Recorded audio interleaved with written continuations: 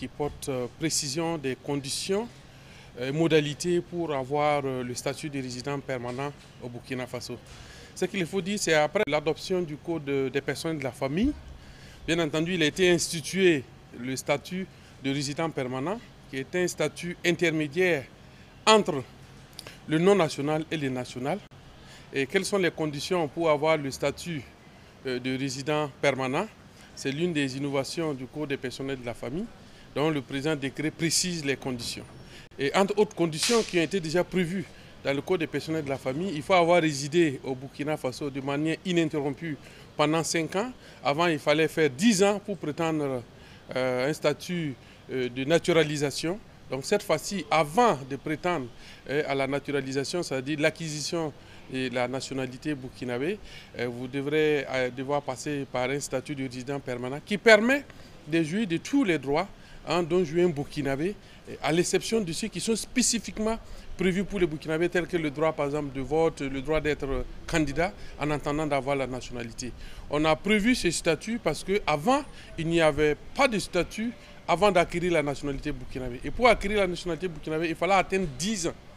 Donc cette fois-ci, comme innovation, le Code a prévu ce statut qui permet à l'étranger, au non-national, de jouir des mêmes droits que le burkinabé, d'avoir une carte de résident permanent, de pouvoir travailler, investir au Burkina Faso et bien entendu, si cela est nécessaire, de demander la nationalisation. La demande est déposée auprès du procureur du Faso du lieu de résidence et doit comporter un certain nombre de pièces, comme on l'a dit, les documents d'identification, bien entendu, avec le certificat de résidence qui prouve qu'on a fait effectivement les 5 ans de manière ininterrompue au Burkina Faso. Et la demande est instruite, il y a une enquête qui va suivre. Et lorsque l'enquête conclut effectivement que vous remplissez les conditions, le dossier est transmis au ministère de la Justice qui prépare un rapport en Conseil des ministres.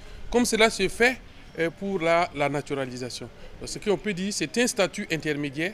Cela n'empêche pas la personne qui remplit déjà les conditions de demander également la naturalisation. Il s'agit d'alléger les conditions pour résider au Burkina Faso. Lorsque vous êtes un investisseur, vous devez faire la preuve, bien entendu, que non seulement vous avez résidé pendant 5 ans, mais que vous avez fait des investissements sur le sol burkinabé. Lorsque vous êtes un particulier, vous devez pouvoir attester d'un certificat de travail ou d'un certificat de scolarité, en tout cas ou tout autre document qui permette d'attester que vous avez régulièrement résidé au Burkina Faso. Voilà entre autres ce qui a été adopté et continue dans ce débat.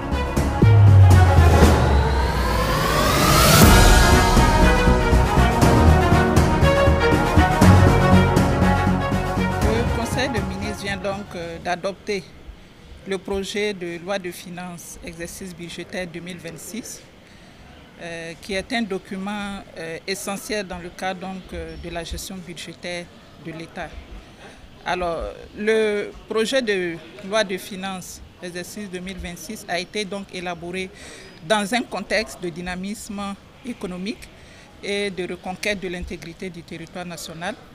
Également dans un contexte qui a tenu compte des tensions géopolitiques et géostratégiques internationales et sous-régionales, mais également dans un contexte qui a tenu compte donc des priorités nationales de développement. Alors en termes de recettes, donc, le budget 2026 se situe à un total de 3 431 milliards environ, et au titre des dépenses, il se situe à un niveau de 3 918 milliards de francs CFA environ. Il se dégage de ce fait-là une épargne budgétaire d'environ 673 milliards de francs CFA et le déficit se situe à 486 milliards de francs CFA environ. Ce qui nous donne donc, si on le ramène en taux, un niveau de déficit de 2,6% du produit intérieur brut. Alors, ce projet de loi également reprend les mesures fiscales qui doivent donc accompagner les actions en termes de recouvrement de recettes. Et au titre donc de ces mesures fiscales, nous en avons 3 sortes.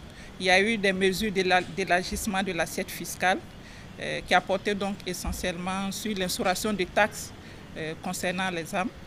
Il y a eu également des mesures d'ajustement structurel qui sont d'ailleurs les plus nombreuses, qui nous permettent donc de revenir sur certaines dispositions qui n'étaient pas assez claires et qui faisaient l'objet donc de contentieux. Ces dispositions-là qui ont été reprises nous permettent donc de clarifier voilà les articles concernés dans ce sens. Et enfin, il y a eu des mesures de faveur fiscale, essentiellement orientées donc vers les priorités du moment, en l'occurrence l'initiative agro-silvopastorale. Donc ces mesures de faveur fiscale concernent l'exonération de certaines taxes en lien avec le secteur agricole et le secteur de l'élevage. Également, en termes de mesures de faveur fiscale, nous avons aussi des constatations d'exonération pour le secteur de la transition digitale pour accompagner un peu toute la dynamique dans ce secteur-là.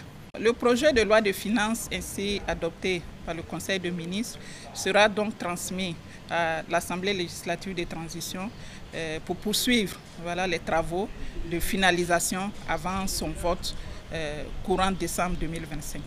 Le deuxième dossier porte donc sur le décret portant obligation pour les ONG et les associations agréées au Burkina Faso d'ouvrir et de domicilier les comptes d'opération au niveau donc de la Banque des dépôts du Trésor. L'adoption de ce décret nous permettra d'assurer un suivi des opérations de ces entités-là, également de faciliter le travail de contrôle des différentes autorités financières et surtout de pouvoir assurer donc la poursuite de la lutte contre le blanchiment parce que comme on le sait actuellement, avec les difficultés auxquelles notre pays est confronté, et nous avons un nombre assez élevé d'ONG et d'associations. Il sied donc de pouvoir mettre des dispositions efficaces en termes de contrôle et pour nous permettre aussi d'assurer la transparence et la redevabilité par rapport à ce qui est fait au niveau de ces entités.